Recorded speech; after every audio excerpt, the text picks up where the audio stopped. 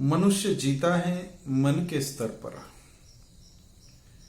पशु जीता है शरीर के स्तर पर। इसलिए पशु की जरूरतें मनुष्य की जरूरतों से बहुत कम है। वो बहुत प्राकृतिक जीवन जीता है मनुष्य की तुलना में। थोड़ा सा भोजन मिले, थोड़ा सा पानी मिले, थक गए तो कहीं विश्राम को जगह मिले, इसी में जिंदगी चल जाती है। लेकिन चूंकि मनुष्य मन के स्तर पर जीता है, इसलिए मनुष्य ने प्राकृतिक जरूरतों को छोड़कर मन की जरूरतों को पैदा किया है। मन की इच्छाएं मनुष्य के जीवन की जरूरतें बन गई हैं। मन की इच्छाओं को पूरा करने के लिए ही मनुष्य शरीर का इस्तेमाल करता है। शरीर तो सिर्फ एक यंत्र है। जिन्होंने भी मन का अतिक्रमण किया, पूरी तरह से मन को जान लिया, वो महापुरुष कहते हैं कि इसकी इच्छाओं को वश में करो। मन की इच्छाओं को पूरा करने के पीछे दौड़ोगे तो यह तुम्हें विक्षिप्त कर देगा। तुम अपनी जिंदगी का मूल्य दे करके भी मन की इच्छाओं की पूर्ति नहीं कर सकते, क्योंकि इच्छाओं का जाल अनंत है। इस अनंत इच्छाओं के जाल में फंसे हुए होने के कारण ही मनुष्य की चेतना इस संसार में आवागमन कर रही है। एक तीसरा भी आयाम है जहां पर जिया जा सकता है, वह है आत्मा के स्तर पर जीना। लेकिन आत्मा के स्तर पर तो संत जीते हैं। मनुष्य को कभी कभी उस आत्मा की झलक मिल जाती है जब हम अपने प्रेमी के साथ गहरे प्रेम में होते हैं। तब हम आत्मा की झलक पा सकते हैं। जब किसी मित्र के साथ अपने आनंद को बांट रहे होते हैं, उस वक्त हम आत्मा की झलक पा सकते हैं। मनुष्य कभी कभी वो झलक पाता है। इसलिए मनुष्य के मन में आत्मा को पाने की प्यास बनी रहती है। बाकी सारी जिंदगी तो वह मन का गुलाम होकर के ही जीता रहता है। मन के गुलाम होकर के जिए तो फिर मन हमें विक्षिप्त बनाता है, दौड़ाता है, अस्वस्थ कर देता है, असहज कर देता है। इच्छाओं का कोई अंत नहीं, तृष्णा का कोई समाधान नहीं। अपने जीवन का मूल्य देकर भी हम हमारी इच्छाएं पूरी नहीं कर सकते। लियो टॉल्स्टॉय की एक कहानी बहुत प्रसिद्ध है, वो मुझे बहुत प्रीतिकर लगती है। एक किसान के घर एक भिक्षु एक दिन निवास को रुका। रात में भोजन के बाद दोनों में गपशप चलती है। भिक्षु ऐसे ही कह देता है कि सुन, मैं अभी अभी साइबेरिया होकर के आया हूं। वहां पर लोग बहुत आलसी हैं। वहां पर बहुत जमीन खाली पड़ी है। मैं जब जब आता हूं तो देखता हूं तेरे पास जमीन का एक टुकड़ा है सिर्फ यहां पर। तेरी मेहनत के लिए यह जमीन कम पड़ती है। मेरी मान, तू साइबेरिया चला जा। इस जमीन को बेचकर वहां पर तुम्हें बहुत सारी जमीन मिल जाएगी तो तू और धन कमा सकता है। बातें चलती रही। सुबह उठकर भिक्षु चला गया, लेकिन किसान ने अपने दिमाग में ठान लिया कि मुझे साइबेरिया ही जाना है। 2-4 दिनों में उसने अपनी जमीन बेच दी। जो धन इकट्ठा हुआ था वो लिया और साइबेरिया चला गया। जैसा भिक्खू ने कहा था वैसे वहां के लोग बहुत अच्छे थे। उन्होंने हंसते हुए बहुत ही आनंद से उसका स्वागत किया, आने का प्रयोजन पूछा। प्रयोजन जानने के बाद उन्होंने अपने सरदार को बुलाया और इसके प्रयोजन से अवगत किया। कबीले के सरदार ने कहा कि जितना तुम धन लाए हो उतने धन में तुम्हें यहां पर बहुत सारी जमीन मिल सकती है। यह धन लेकर के तुम कल सुबह आ जाना, सूरज उगने के पहले आ जाना। तुम सूरज उगने से चलते जाना और सूरज के डूबने तक वापिस आना। तुम जितनी जमीन दिन भर चल करके घेर लोगे उतनी जमीन हम तुम्हें दे देंगे। यह किसान तो बहुत आनंदित हुआ, रात भर सो न सका। ऐसे आनंद के क्षणों में कौन सो सकता है। बहुत सपने संजोए, देर तक जागता रहा। थोड़ी नींद लेकर के सुबह सूरज उगने के पहले वहां पर उपस्थित हुआ जहां पर कबीले के सरदार ने उसे बुलाया था। कबीले के सरदार ने फिर एक बार कहा, यहां तक सूरज डूबने के पहले वापिस आना है। अगर तुम वापिस ना आ गए तो यह धन तुम्हें नहीं मिलेगा और तुम्हें जमीन भी नहीं मिलेगी। उसने कहा, ठीक है, मैंने ये सब बातों को सोच लिया है। वह चलने लगा। घंटा आधा घंटा हो गया चलते चलते। उसके मन में एक ख्याल आया कि चलने से जितनी जमीन मिलेगी उससे ज्यादा तो भागने से मिलेगी, तो क्यों ना हम भागे। भागते भागते भागते उसको दोपहर हो गई। सूरज माथे पर था। उसने सोचा था कि जब सूरज माथे पर होगा तो मैं वापस मुड़ूंगा।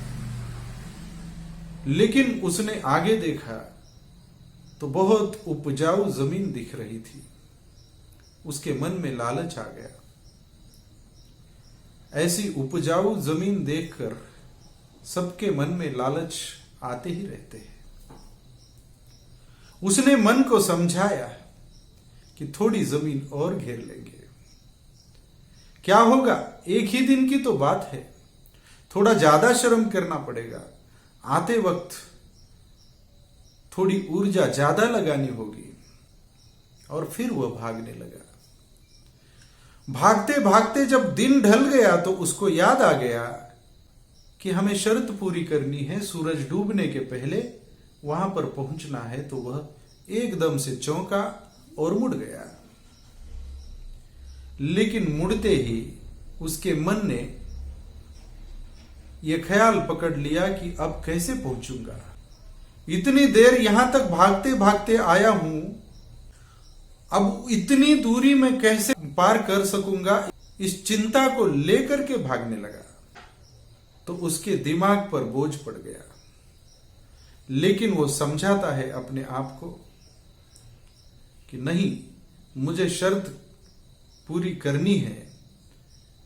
चाहे जितना श्रम करना पड़े, चाहे जितनी ऊर्जा लगानी पड़े, मैं लगाऊंगा और शर्त को जीतूंगा। जितना भाग सकता था, जितना जोर लगा सकता था, उतना जोर लगा दिया। और आखिर वो लोग दिखने लगे।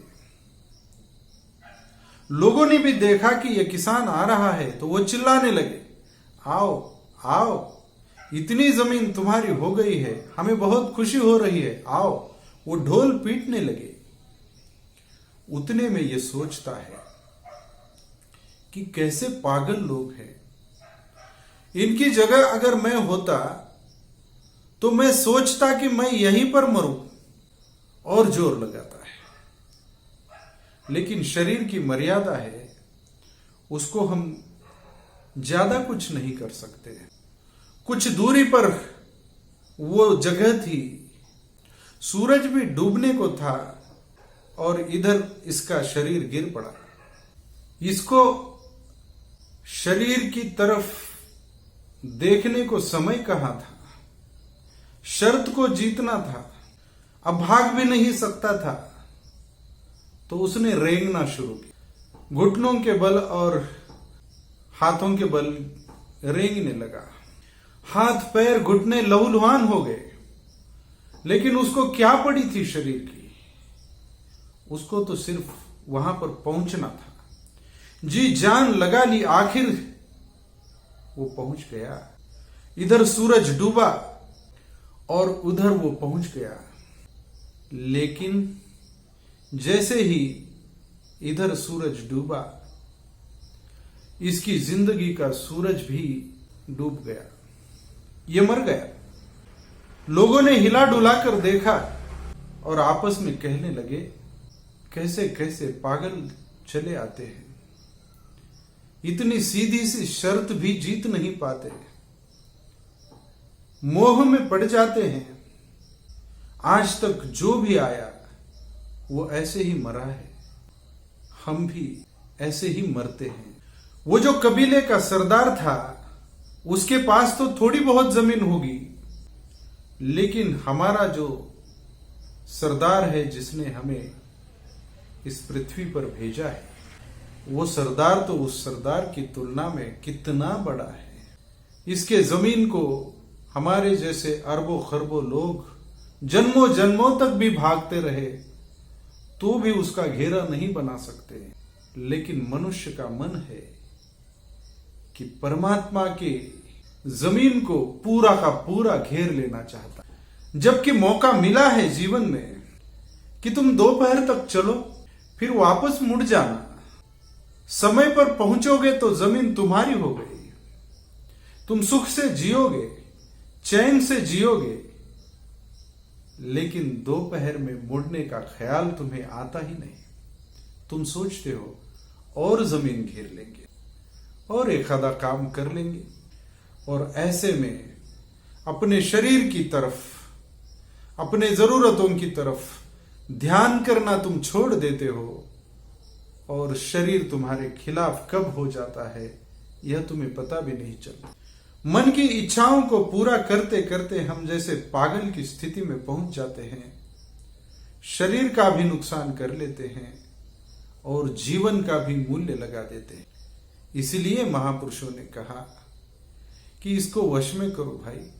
मन के वश में तुम अगर ना रहो तो वो तुम्हें मित्र की तरह मददगार साबित होता है, और उसके वश में चले जाओ तो वह शत्रु की तरह साबित हो जाता है। जिसने भी मन को जीत लिया, उसका मन पालतू हाथी की तरह उसको सहायक बन जाता है, बड़े बड़े काम कर देता है उसके। लेकिन जो मन का गुलाम है, उसका मन पागल हाथी की तरह उसका विनाश कर देता है, उसको पैरों तले रोन देता है।